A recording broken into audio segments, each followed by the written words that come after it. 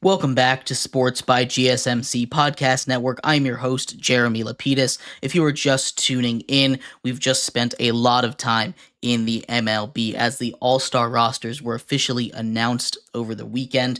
Pitchers, starters, reserves, everyone involved is officially listed. We went over the NL rosters first, talked about who was a first-timer. 32 players made it for the first time. That's almost an MLB record. That is insane how many new players there are in these All-Star games. As well as the second segment going over the AL, doing much of the same. In our third segment here, we just finished talking about the snubs. Guys like Francisco Lindor, Jake Irvin, Jordan Westburg, these guys, Craig Kimbrell, and many more. There's always going to be a couple snubs with the way the MLB does it, as far as there being at least one representative from every team, but usually there's a guy that deserves to get in from every single team, so it's not that big of an issue.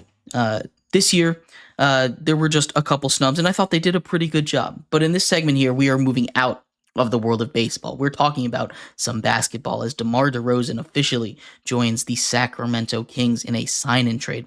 We'll talk about that deal, talk about everything that went in around it, who won that trade, and what the Kings, Spurs, and Bulls outlook are after this trade. But before we get into that, remember that if you would like to be an even bigger part of the show than you already are, all you need to do is go to gsmcpodcast.net.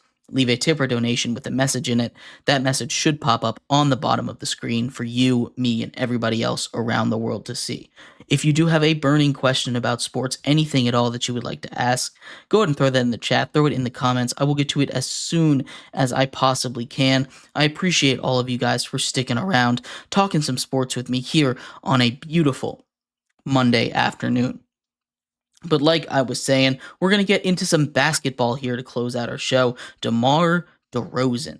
DeMar DeRozan officially joins the Sacramento Kings on a sign-and trade that sends Chris Duarte and 2 second-round picks, along with cash considerations, to the Chicago Bulls. Harrison Barnes and a 2031, unprotected unprotected pick swap with the Kings to the Spurs, and obviously the Kings there get DeMar DeRozan. If you're looking at this directly from a Kings perspective, they get the big name in this trade. They get DeMar DeRozan, but you wonder about the fit here, right?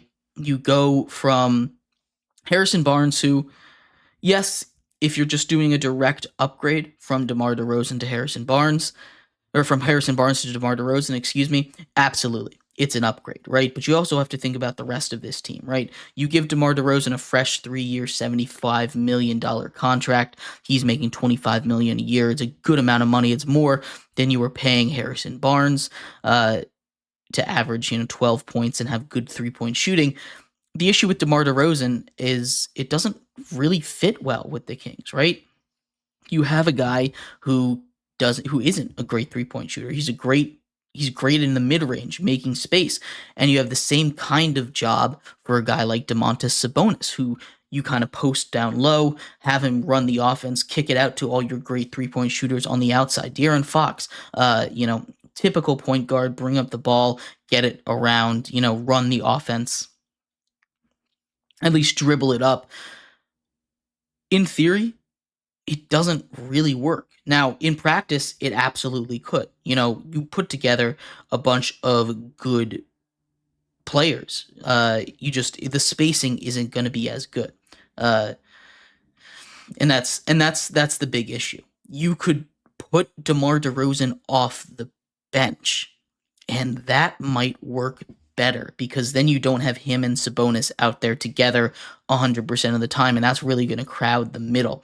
It's not going to develop the space that the Kings need to succeed. As far as this move goes, I think it absolutely raises the ceiling for the Kings, no doubt.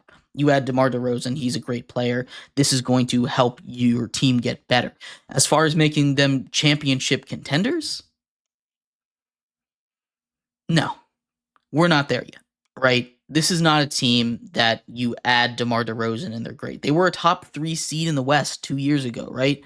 But the West continues to get better. They just had a little bit less luck last season. De'Aaron Fox was the clutch player of the year 2 years ago. Last year, they had a couple of issues in the clutch, and adding DeMar DeRozan is definitely going to help that, right? But, it's not going to put vault you back to the top of that West. You still have the Thunder, who continue to get better. The Spurs, who honestly, I think with this trade also got better, right? They add Chris Paul earlier, and now they're going to get more spacing with Harrison Barnes, who, sure, he's not great at defense, but Victor Wembanyama is long enough and good enough at defense that he can help make up for that.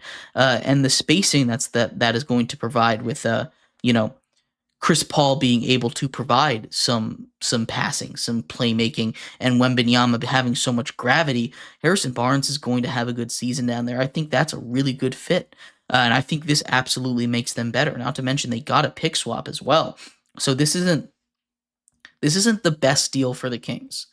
Now, do I think it's an awful deal for the Kings? By no means do I mean that. And I think this could work. Like I said, if he comes off the bench with Malik Monk, kind of runs that second unit, I'm not sure how open he would be to that. DeMar DeRozan isn't getting any younger, right? And coming to the Kings, it's an upgrade from the Bulls, the situation he's in. And the Bulls are kind of tail spinning right now. They could have gotten a lot of value from a guy like DeMar DeRozan if they traded him last year. They could have gotten a lot of value from a guy like Alex Caruso if they traded him last year or at the deadline or anything. But they continue to trade these guys for pennies on the dollar. They're not getting anything out of this. They get Chris Duarte, who's solid. He's fine, but and a second and a second round and a couple second round picks, right? That's not how you do a rebuild. They're just kind of throwing everything out the window. They're not getting any assets for their guys that can get assets, and it's bad. It's bad management. That's the other side of this trade, right? The Bulls just continue to dig themselves a deeper and deeper hole every single time they make a move, and I just don't get it. I really don't. As far as the Spurs go, I think they probably won this trade. Straight up.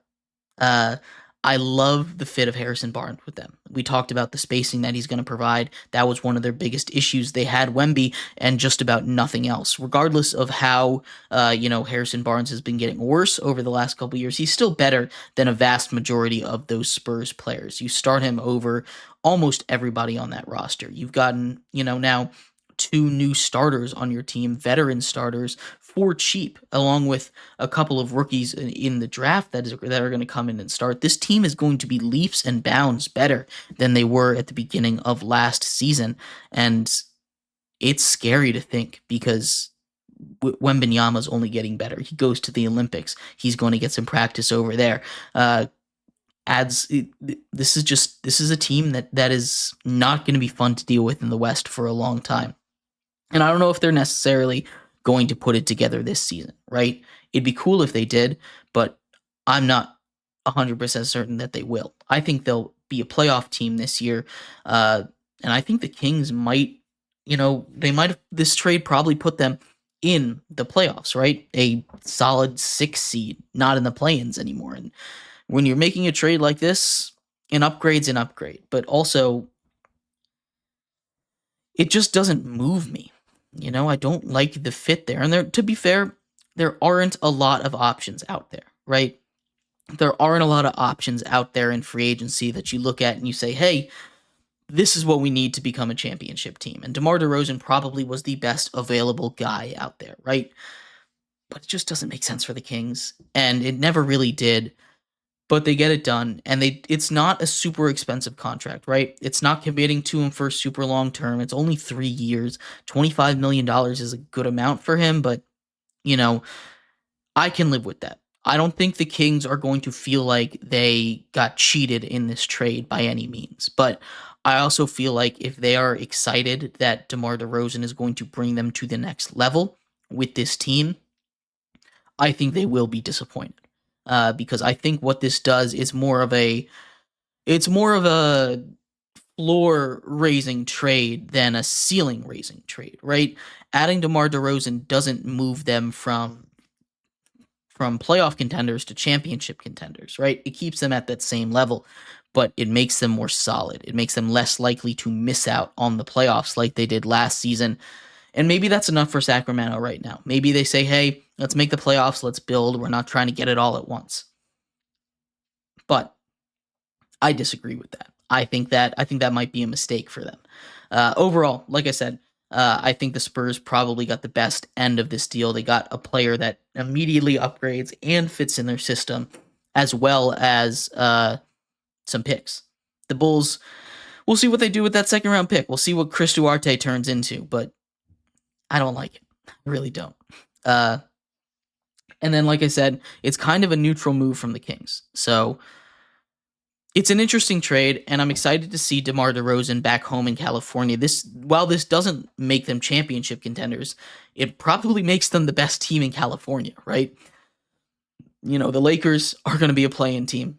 The Warriors are going to be a play-in team. And, you know, the Kings are there. They're going to be a playoff team. That makes them the best team in California. So you take what you can get as a Sacramento Kings fan. I know it's been a lot of drought over there for a very long time, but I do believe in this team. I like this Kings team.